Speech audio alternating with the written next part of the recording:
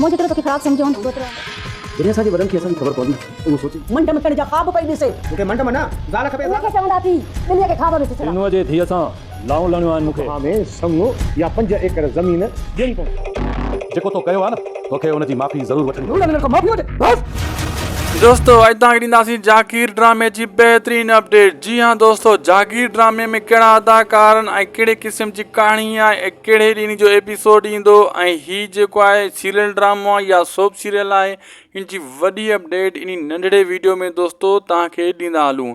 दोस्तों जीअं त जागीर ड्रामो इन जी कल्ह बि मूं अपडेट ॾिनी हुई ऐं अॼु बि तव्हांखे इन ॿियनि ॿ टीज़रनि जा रिलीज़ थी विया आहिनि। हाणे ईंदो इन जो पुरमो खां पोइ दोस्तों पुरमो में सभु कुझु ॾेखारियो वेंदो। उन खां पोइ इन जो पहिरियों एपिसोड हलंदो।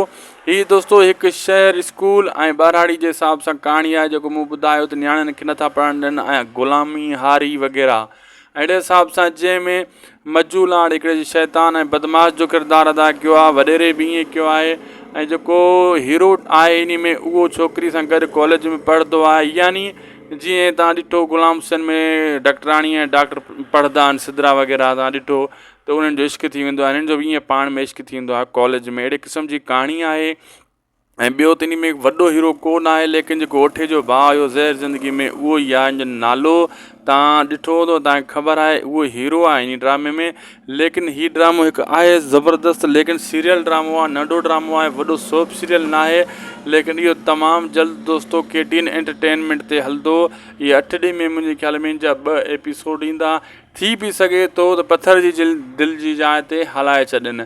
ऐं कल्ह हिकिड़े दोस्त मूं कमेंट कयो, यार इहो जेको आहे मूं जेके अपडेट ॾिनी हुई चंड ग्रहण जी, जंहिंमें अब्बास गुल उडाणे जो आहे ड्रामो, ऐं उन दोस्त लिखियो त इहो जेको आहे जागीर आहे। उन खे मां वाज़े कयां, अब्बास गुल उडाणे वारो ड्रामो अलॻि आहे, उहो सिंध TV जो आहे, उहो जेको आहे उनजो नालो चंड ग्रहण आहे। हीउ ड्रामो जेको आहे इन जो नालो आहे जागीर, इहो KTN वारनि जो आहे, इहो मुख़्तलिफ़ आहे। उन दोस्त खे इहो मुंहिंजो कमेंट जो जवाबु आहे ऐं उहो बार बार इहे कमेंट करे पियो त अब्बास गुल वारे वीडियो जे हेठां कमेंट करे पियो, चए पियो हीउ जागीर ड्रामो, बाबा जागीर न आहे, उहो चंड ग्रहण आहे, हीउ जागीर आहे ऐं जागीर ते ई जंग हली रही आहे। बहितरीनु ड्रामो आहे दोस्तों, सोप सीरियल न आहे, सीरियल ड्रामो आहे, लाइक ज़रूरु कंदा। अल्लाह हाफ़िज़।